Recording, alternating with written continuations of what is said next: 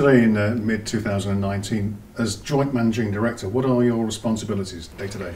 So we kind of split the role, the overall managing role, in two. So Hayden Misen, who is the other Joint Managing Director, takes responsibility for our managed pubs, and then reporting into me are our tenanted pubs, our production, so our beer, distribution, property departments, and I also get the administration. Lucky you. Does being a McMullen in McMullens carry extra pressures for you? I don't think pressures. I mean, I suppose I've been very lucky and going back to previous jobs where I've been under different degrees of pressure. So I suppose in time I've learned to withstand that. Yeah, of course there is the awareness that I have to account not only to my family and shareholders, but I need to account to the staff, to our customers, our suppliers, and the community at large. So I guess things are going pretty well. I don't feel the pressure in that at times. If the wheels wobble, then I suspect it will up a little bit, but I'm surviving. Where do the other key ingredients come from? Are they all locally sourced as well? Certainly with our sort of traditional Max Authentic Heritage range, we tend to focus more on English, British ingredients. We're very lucky. When I mentioned that Hertford was sort of a great town for both malting and brewing, the malting industry started to close down in part when the sea routes round from East Anglia opened up, and then particularly when the trains came in from the north, because malted barley tends to get slightly better quality the further north you go.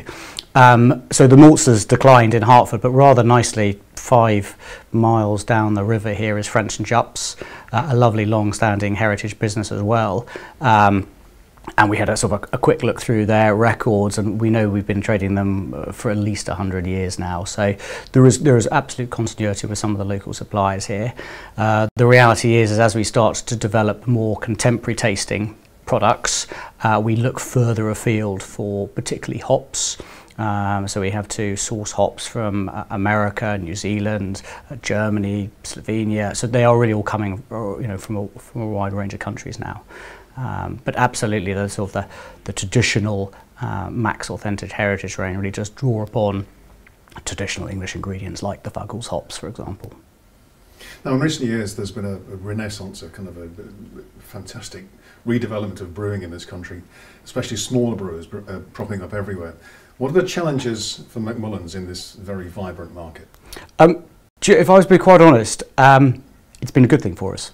I talked about that period of huge consolidation that happened in the 60s and 70s, where the breweries were just being taken over, on a weekly basis, and the country ended up with a very small number of breweries. And so it was effectively driven by a change in tax law. So something called progressive beer duty came in, and that allowed very small producers below 5,000 hectolitres to effectively get half excise duty. Excise duty is about half the cost of your pint of beer, so it gave a 25% price opportunity. That really stimulated the market.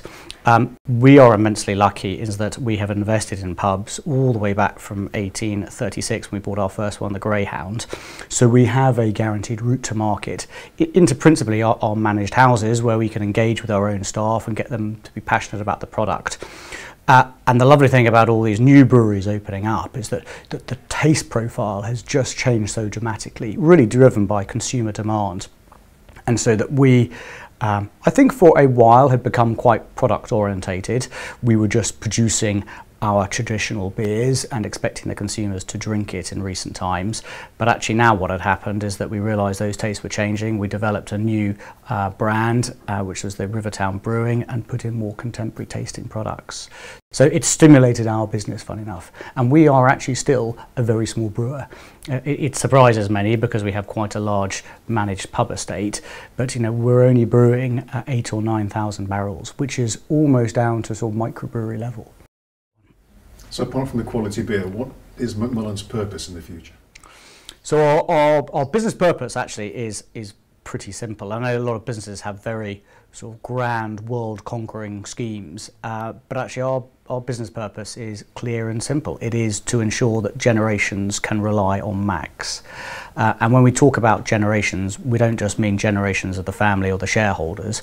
We actually realise that there are generations of employees who have worked for us and who rely on us for their livelihood and their career aspirations. There are generations of customers and guests who actually like what we do. The reality is we have generations of suppliers who have also relied on us. We've got about 640 suppliers, many of whom are local, who rely on us to grow and be successful so that their businesses can grow and be successful. They need us to pay on time and be good partners. There are generations of business partners and tenants who have worked with us. And then finally, actually, there is the generation, the generations of the Treasury that rely on us to grow and be successful. The reality is we contribute each year over £25 million in tax. And in my working lifetime, I suspect we will get up to paying probably close to £1 billion in tax. So the Treasury and public services that are funded by the Treasury need us to continue to be successful. And the reality is, once we have paid our staff and once we have paid our suppliers and invested in the future, over 90% of the subsequent, what's left of the turnover goes to the Treasury. So it is just us being aware about the fact that there are lots of people who rely on us. We've got 1,800 team members now because we're a managed operator who are employed by us. And so that's what I hope will continue to exist down the generations. I'm sort of very aware that I'm 6th generation. I want there to be another 6 generations behind me, but 6 generations of the combined organism relying on the business. How would you describe the culture of the organisation these days? I think we try and be both old and new, so we try and leverage all the best from our history and all the behaviours from that. So those kind of traditional family values of stability, trustworthiness, and actually a kind of collegiate atmosphere. But also at the same time, we need to be forward-thinking, progressive, sharp and competent.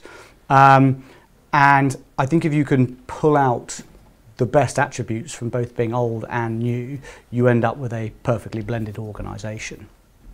So balancing the needs of the stakeholders must be a bit of a job for you. Yeah, I mean, from my perspective, it's probably one of my biggest jobs is actually trying to balance the individual stakeholder needs.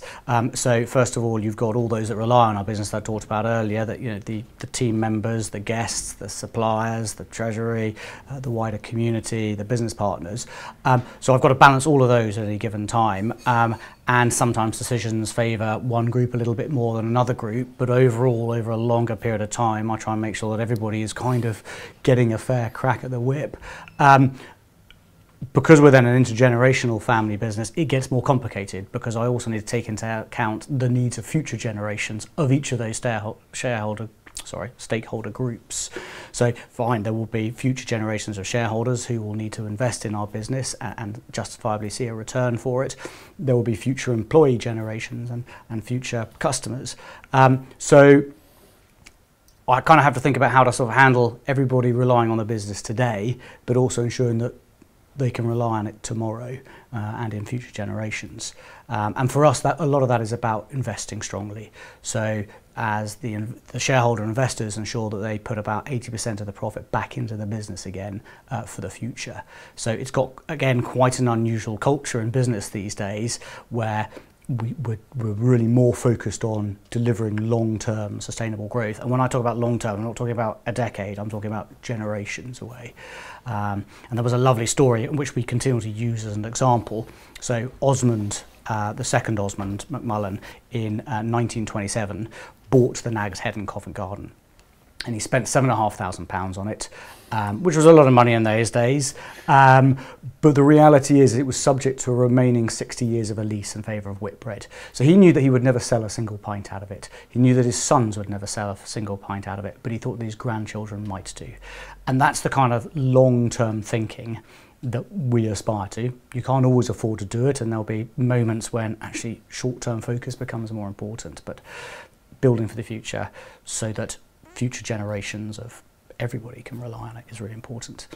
And in part, this is where it's really important to have family and non-family in the business together. If you go back to the turn of the 1900s, there were about 1,200 brewing companies like ourselves, of which I think something like 37 remain.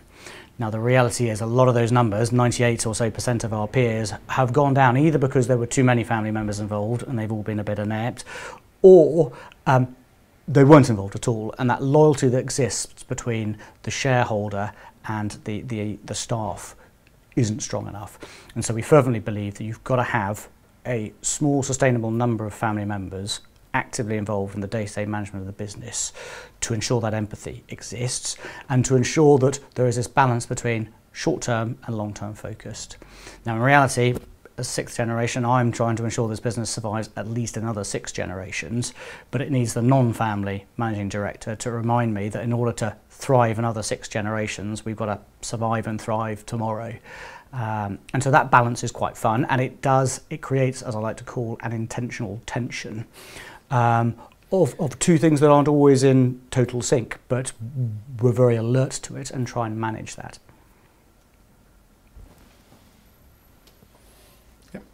Happy faces all around. Thank you very much.